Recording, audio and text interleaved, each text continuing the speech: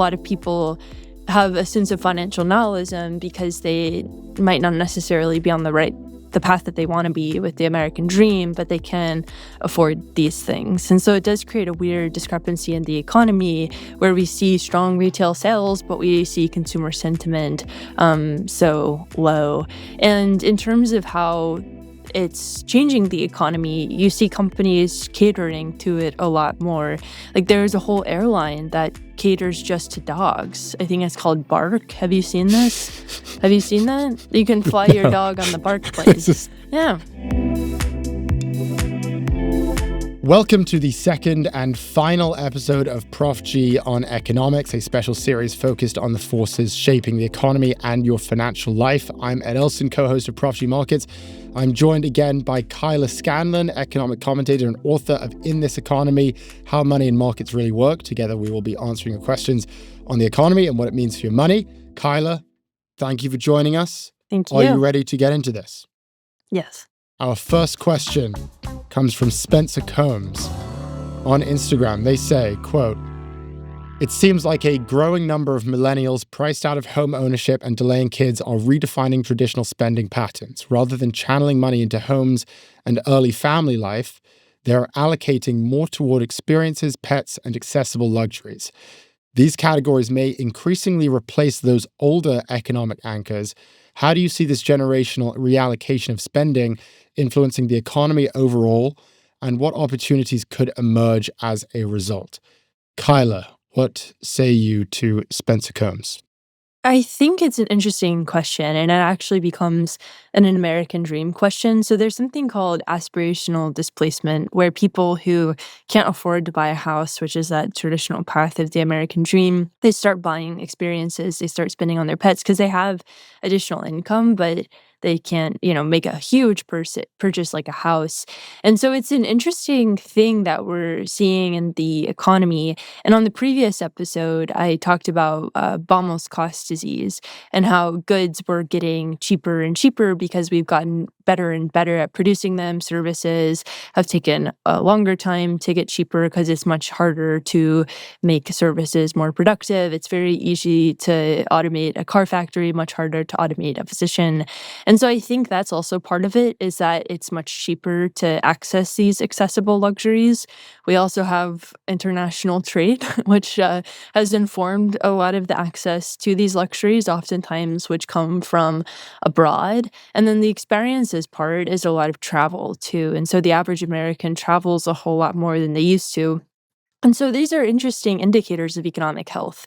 So a lot of people have a sense of financial nihilism because they might not necessarily be on the path that they want to be with the American dream, but they can afford these things. And so it does create a weird discrepancy in the economy where we see strong retail sales, but we see consumer sentiment so low. And in terms of how it's changing the economy, you see companies catering to it a lot more. Like there's a whole airline that caters just to dogs. I think it's called Bark. Have you seen this? Have you seen that? You can fly your dog on the Bark plane. Yeah. No, I'm serious. Oh, God. Yeah. It's something that happens. Did not know that. It's something that happens in higher income countries is, more and more so they'll spend on these sorts of things. It's the same pattern that we saw in Japan as well, South Korea too. So yeah, it makes a lot of sense. And there's going to be a lot of luxury brands that are able to capture that, a lot of dog airplanes that are able to capture that. And it does represent a strange amount of economic health. I think the thing that's so depressing to me about it is it's like we don't have enough money to buy houses, but we do have enough money to buy flights for our pets. And that's such a weird, in-between stage, which is almost, I don't know if it's worse than not having the money to buy the dog flights, but it's definitely got a very depressing irony to it that concerns me. And it reminds me of also the little treat culture, which is this whole thing where it's like you don't think that you can buy a house or get anywhere because everything's way too expensive. So instead of saving up for these meaningful purchases, you instead just spend all of your disposable income on what people are calling like little treats. So like maybe the dog flight would be one of them, or like clothes or Labubus or like expensive coffee, or like whatever it is. Maybe you'd put sports betting in that category too, which is really concerning to me, at least, because it just makes me think that this generation has kind of given up and has decided that they're not going to get out. So why even try? And to the dog flights, I've got to look this up. Balk, it's crazy. So I have some data in front of me to the pet point about how much young people are spending on their pets. So I guess this really aligns with what you've just said. So the average American across all age groups spends, if you have a pet, spends $4,400 per year on their pets. For Gen Z, the number is over $6,000. So young people are spending 40% more than the average pet owner. But here is where it gets worse. A third of those Gen Z pet owners say they have gone into debt because of their pets.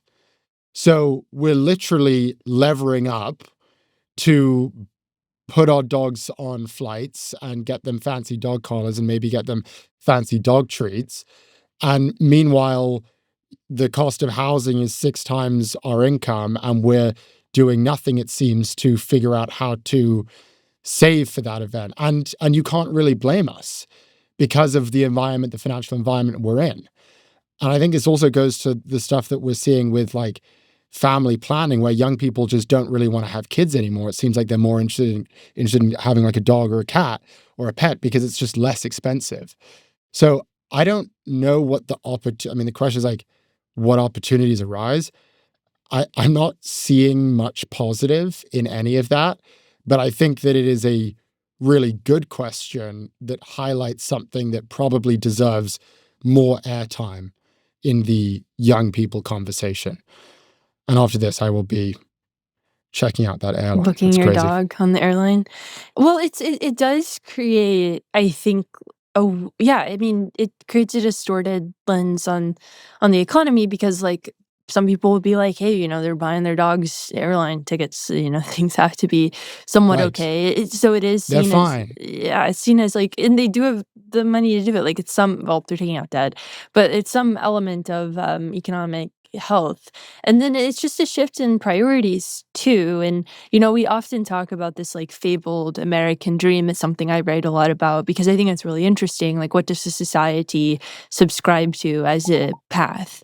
And I think right now that path is evolving because of the economic constraints. Houses are just a lot harder to come by, and so it's harder to do family formation, to stay in one place even.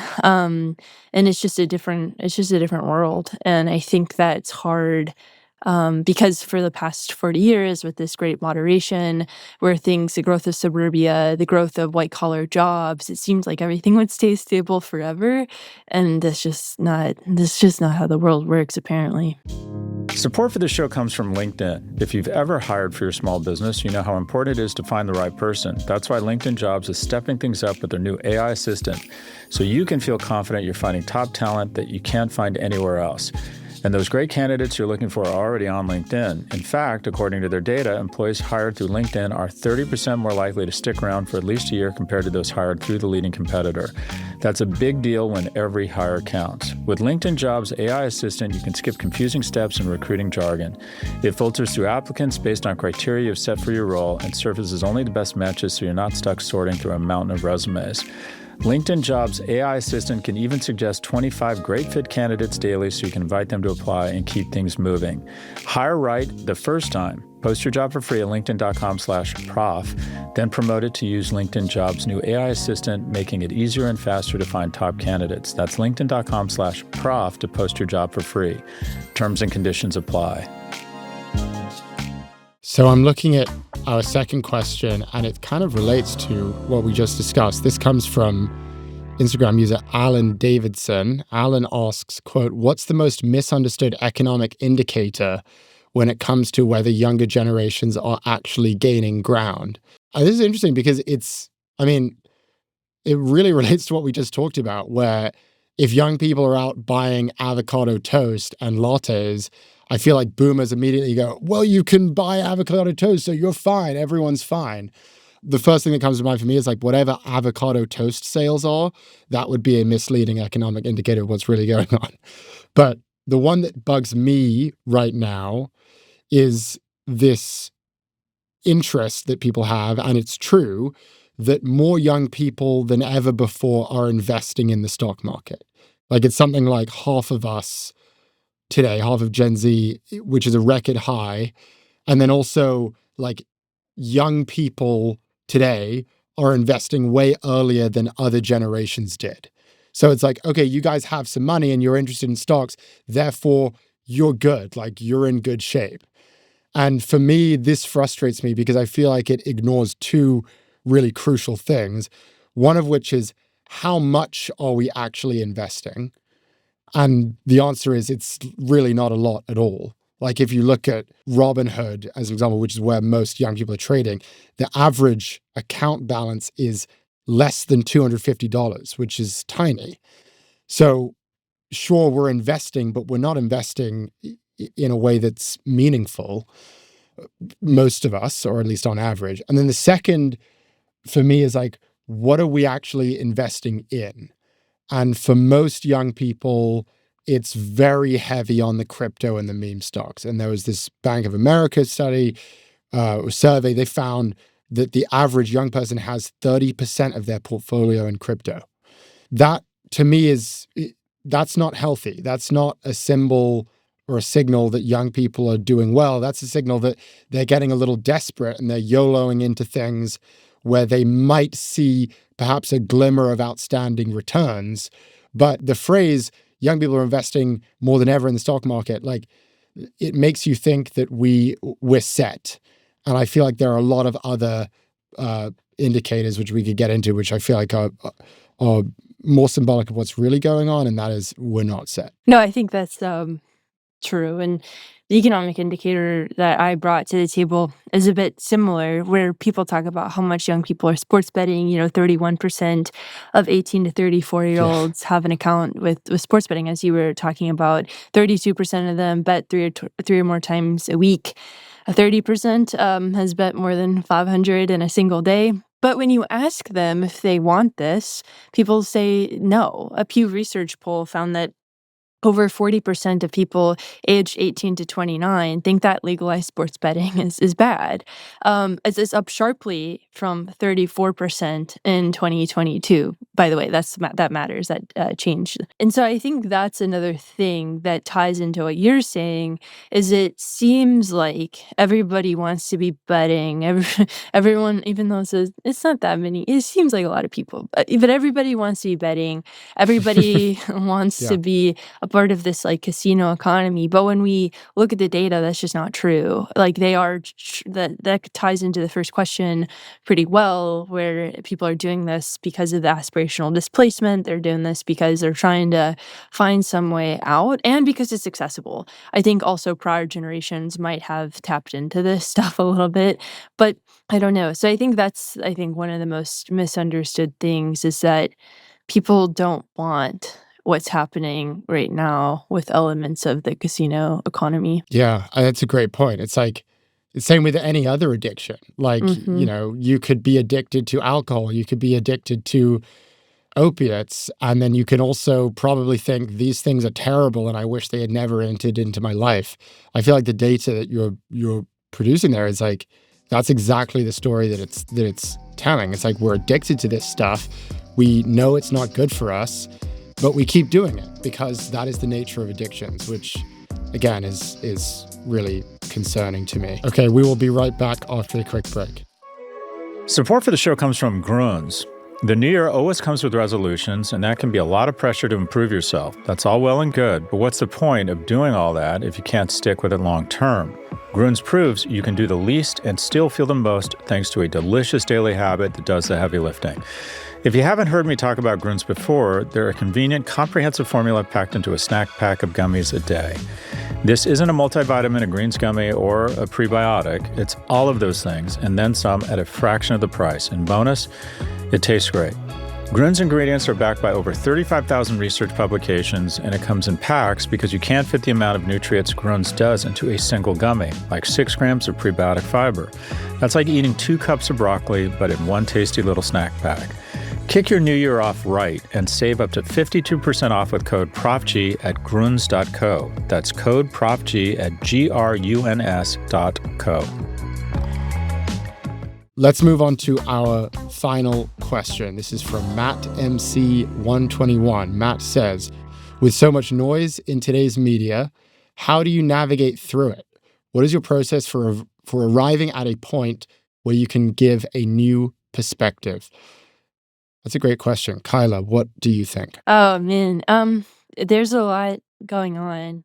And so what I do every morning is I check all of the major outlets, so Bloomberg, Wall Street Journal, Financial Times, to try and get a sense of what has happened overnight. And then I keep a running Word doc, Google Doc throughout the week where I take notes on various themes that I think are popping up. So if I see a lot of research coming out about gambling, or if I see a lot of articles written about gambling, I'll add that to my Google Doc. So I try to compartmentalize and create themes for all of the things that I'm seeing, because then it's easier to connect the dots. Everything is connected in this sort of world. And so that's what I try to do, is make sense of it through writing it all down. But that takes a tremendous amount of time. So what I try to do with like arriving to a new perspective is say, okay, what did I learn this week? Like, how can I help explain all this stuff that's happening, and then relay it to somebody who's just trying to understand and they have 3 minutes every day to understand what's going on around them. So there's a lot. There's a lot going on. I feel like the other thing that you nail, which it probably helps with understanding things, is just like, how would I explain this in 3 minutes to someone who has zero context? And I feel like that's a really good way to understand the issues deeply. I mean, this is what people say, if you want to learn, teach, which I feel like is kind of what you do. And that's probably I feel like people could take that in their own lives. For me, same as Kyla, I try to read everything. So read all the papers, try to understand both sides of the argument if possible. That is always going to be helpful. I think another point that I would say that I think has really helped me is the fact that my job is to say stuff. And it's not just to read stuff.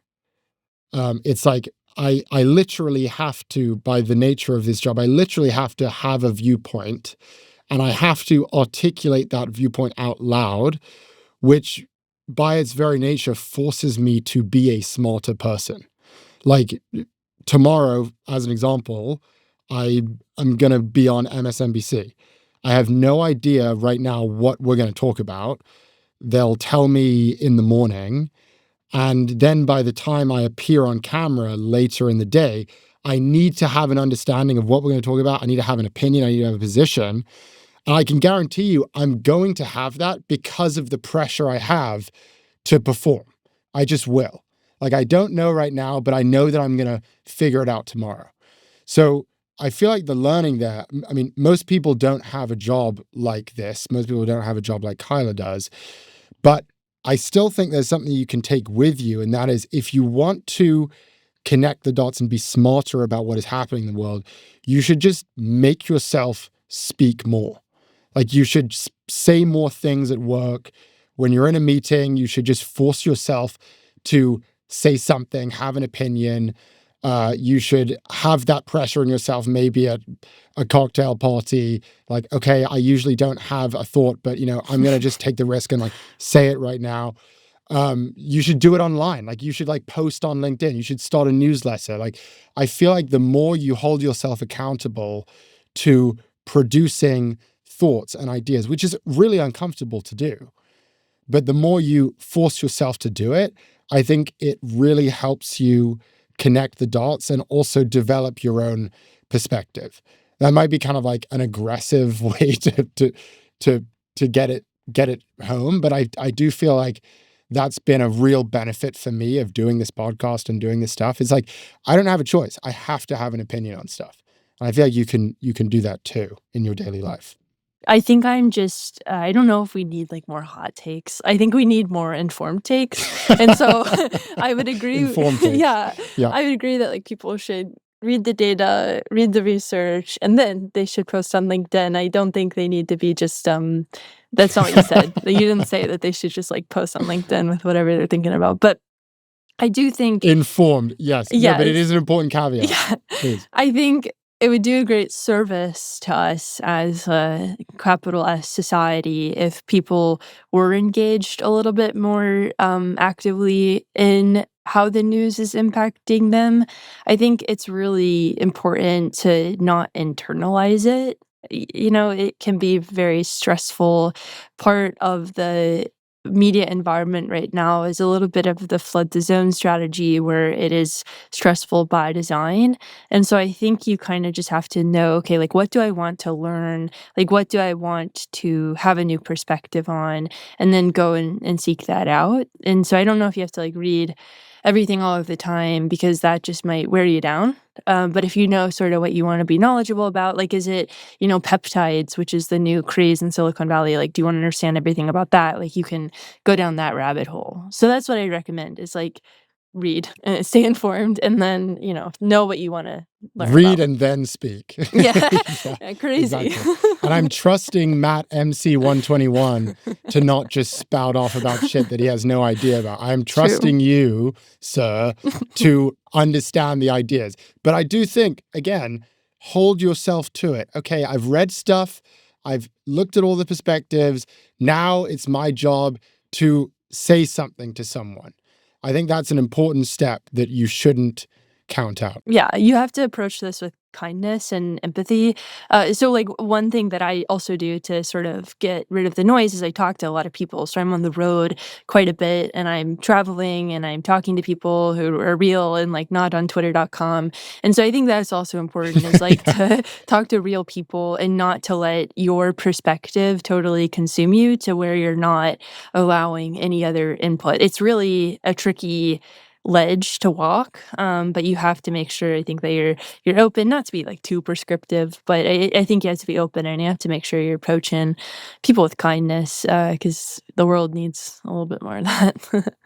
That is a wonderful place to end. Kyla Scanlon is an economic commentator, educator, and founder of Bread, a financial education platform reaching millions through storytelling and analysis. She's also the best-selling author of In This Economy, How Money and Markets Really Work.